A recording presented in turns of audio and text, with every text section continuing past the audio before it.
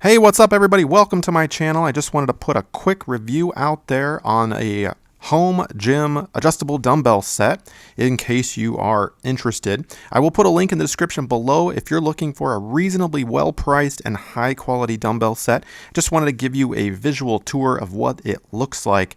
I know that's kind of a big question when you go to invest some money in something like this. What does it look like and how does it work? Pretty simple. You can see there, you just slide that little red lever over to the indicated or the ideal weight and pull it out. Pretty simple concept.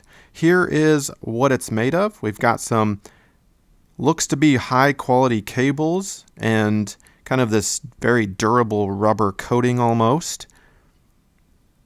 Very nice. Everything slides, the little lever there slides pretty smoothly. You might have to jiggle it just a little bit to get it kind of up over the little ridges there, but it seats nicely into its housing there.